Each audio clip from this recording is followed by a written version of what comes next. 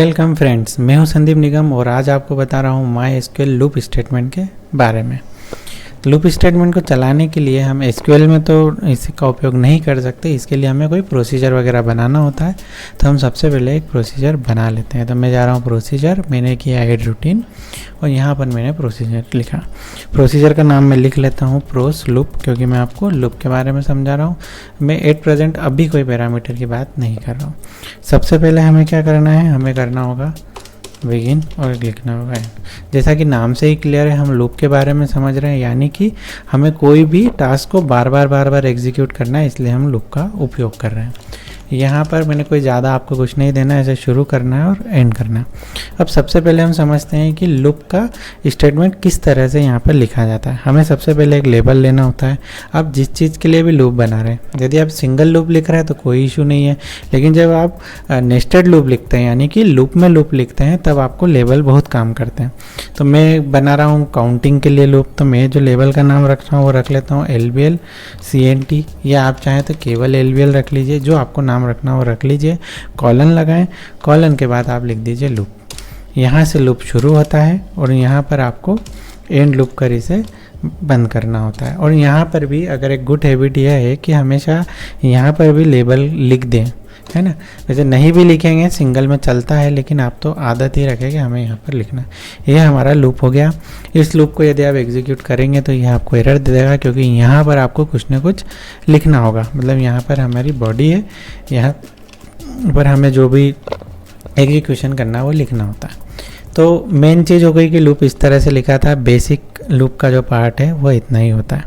अब हम बात करते हैं कि ऐसे लूप चलाएंगे तो इनफाइनाइट चलेगा, तो हमें लूप चलाने के लिए कोई एक वेरिएबल तो लगेगा।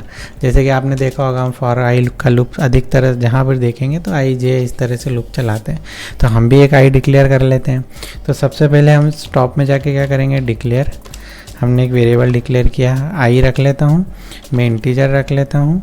आप डिफ़ॉल्ट में कोई वैल्यू देना चाहते हैं तो मैं डिफ़ॉल्ट में एक वैल्यू सेट कर देता हूँ 0, ताकि ये नल नहीं रहे। बाय डिफ़ॉल्ट आई की वैल्यू हो गई 0। अब वैल्यू डिक्लेयर हो गई। वैल्यू डिक्लेयर होने के बाद हम क्या करते हैं, इंक्रीमेंट करते हैं लूप में। तो हमने यहाँ पर सबसे पहले लूप में अंदर चलते थे, इंक्रीमेंट किया, तो हमने लिखा सेट लिखने के बाद मैंने लिखा आई इक्वल टू i+1, मतलब मैं हर बार एक आई में जोड़ना चाहता हूँ, तो मेरा लूप का इंक्रीमेंट भी हो गया। लेकिन फिर भी अभी लूप से बाहर आने का तो हमने कुछ लिखा ही नहीं है, तो हमें क्या करना होगा, लूप से बाहर आने के लिए लिखना होगा। तो लूप से बाहर आने का तरीका इसमें होता है इफ़। अब आप कब बाहर आना चाहते हैं, तो मैं लिख रहा हूँ कि मेरा जो आई है वो बड़ा हो जाए 10 से, तो उसके बाद क्या हो, ये बाहर आ जाए। तो बाहर आने के लिए हमें क्या लिखना होता है, लीव, और लीव के बाद वही लेबल लिखना होता है जो लेबल का नाम है। तो यहाँ से ये बाहर आ जाएगा। इसके बाद आप एंड इफ लिखें, यहाँ पर सेमीकोलन लगा दें।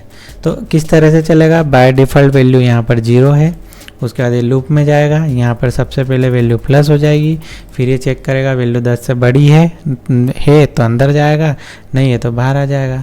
जब भी ये कंडीशन ट्रू होगी तो लीव हो जाएगा, तो सीधा लूप से बाहर आ जाएगा। तो यह हमारी एक लूप की बॉडी बन गई। यह लूप 10 बार चलने का, और चलने के बाद जो भी वैल्यू है वह प्रिंट कर देगा। अब वैल्यू कैसे प्रिंट कराएं, उसका हमें सिस्टम बनाना होगा। तो उसके लिए मैं क्या करता हूँ, या तो आप यहाँ पर इंसर्ट कर सकते हैं किसी टेबल में, या आप टेम्परेरी टेबल में इंसर्ट कर उसके डेटा को दिखा सकते हैं, या मैं एक बड़ी स्ट्रिंग ले लेता हूँ। तो मैं क्या करता हूँ, यहाँ पर करता हूँ डिक्लेयर, मैं लगा देता हूँ आउटपुट, और उसको बना लेता हूँ वारकार।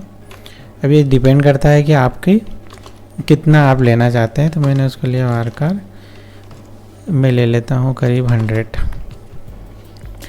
अब आपको यहाँ पर किया, इसमें आप डिफ़ॉल्ट एक वैल्यू सेट करा दीजिए। आउटपुट में हमने ब्लैंक वैल्यू को सेट करा दिया। अब हमें जो भी डिस्प्ले प्रिंट कराना है वो यहाँ करा दे। ये आप पे डिपेंड करता है, आप यहाँ सबसे पहले भी प्रिंट करा सकते हैं, आप यहाँ भी करा सकते हैं, आप यहाँ भी करा सकते हैं। जहाँ भी कराएंगे उसके हिसाब से थोड़ा बहुत अंतर आता है, वो आप जब इसे एग्जीक्यूट कर देखेंगे तो आपको समझ में आ जाएगा। अब मैं क्या करता हूँ, यहाँ पर सेट मेरा आउटपुट है, उसमें क्या होगा, हर बार मुझे आउटपुट को बढ़ाना होगा, तो मैं कर देता हूँ कॉन्केट, और कॉन्केट करने के बाद हम क्या करते हैं, आउटपुट में एक स्पेस के साथ हर बार आई को जोड़ देते हैं। आप और भी कुछ फॉर्मेट लगाना चाहें तो यहाँ लगा सकते हैं। यह बेस आउटपुट सेट होता जाएगा, हर बार आई उसमें प्लस होता जाएगा। आखिरी में जब लूप ख़त्म हो रहा है तो लूप के बाद हम क्या करेंगे, उसको जो आउटपुट को हमने लिया हुआ था उस आउटपुट को हम यहाँ पर सिलेक्ट कर देंगे ताकि वो आउटपुट किसी को भी दिख जाए हमने क्या लिखा है। बस इतना किया, ये आपका लूप का पूरा प्रोसीजर तैयार हो गया। मैं इसे एक बार कॉपी कर लेता हूँ और इसे प्रोस लूप को हम एक बार सेव करते हैं। क्या प्रॉब्लम आ रही है, हमने कुछ गलत लिखा है। मुझे जहाँ तक दिख रहा आउटपुट मैंने यहाँ पर जल्दबाजी में गलती कर दी, बाकी तो मेरा सारा सही है। हमने लिखा, देखिए ये प्रोस लूप हमारा बन के रेडी हो गया। अब हमें एक बार इसे एग्जीक्यूट कर लेते हैं। ये मैंने एग्जीक्यूट किया, देखिए 1 2 3 4 5 6 7 8 9 10, क्योंकि मैंने इसे 0 से शुरू किया था, पहले ही इंक्रीमेंट कर दिया, इसलिए हमेशा यहाँ पर जो वैल्यू होगी 1 से आएगी। 10 से बड़ा है इसलिए 10 तक तो चला, जैसे ही 11 हुआ यहाँ से लीव हो गया, लूप से बाहर आ गया। लूप से बाहर आने के बाद इसने 1 से लेकर 10 तक प्रिंट कर दिया। ठीक है, यहाँ तक क्लियर हो गया। अब एक और थोड़ा सा हम इसमें समझ लेते हैं कि हम लूप में एक वैल्यू और आती है जिसे बोला जाता है आइट्रेट, यानी कि यदि आप कोई सी एक स्टेप को बाहर नहीं आते हुए उसे छोड़ना चाहते हैं, तो आप कौन सी स्टेप को छोड़ना चाहते हैं, तो हम यहाँ पर लिखते हैं कि यदि हमारा जो आई है अगर वो 5 हो जाए तो उस समय आप क्या करना कि छोड़ देना। मतलब मैं 5 प्रिंट नहीं करना चाहता तो हम यहाँ पर क्या लिखेंगे, आइट्रेट, और उसके बाद हमारे लेबल का नाम लिख देंगे। बस यही करना होता है। इसके बाद फिर आप एंड इफ कर दो। यहाँ पर एक थोड़ा सा ध्यान रखने वाली बात है, यहाँ पर ये बंद कर दिया। यहाँ पर एक ध्यान रखने वाली बात है कि कभी भी आप आइट्रेट लगाएं तो इसके नीचे कभी भी इंक्रीमेंट नहीं होना चाहिए। जो इंक्रीमेंट किया अगर ये इसके नीचे हुआ तो क्या होगा, वैल्यू कभी इंक्रीमेंट नहीं होगी, तो ये इनफाइनाइट लूप में चला जाएगा और फिर सिस्टम को भी हैंग कर देगा और बंद कर देगा। तो आप विशेष जब लूप का ध्यान रखें तो लूप से बाहर आने का रास्ता पहले लिखें, बाद में आपके जो भी प्रोसीजर है वो लिखें। तो अब इसमें क्या होगा, लूप सेम है लेकिन यह 5 प्रिंट नहीं करेगा। ठीक है, मैं इसे वापस से सेव कर देता हूँ और हम इसे फिर एग्जीक्यूट करके देख लेते हैं।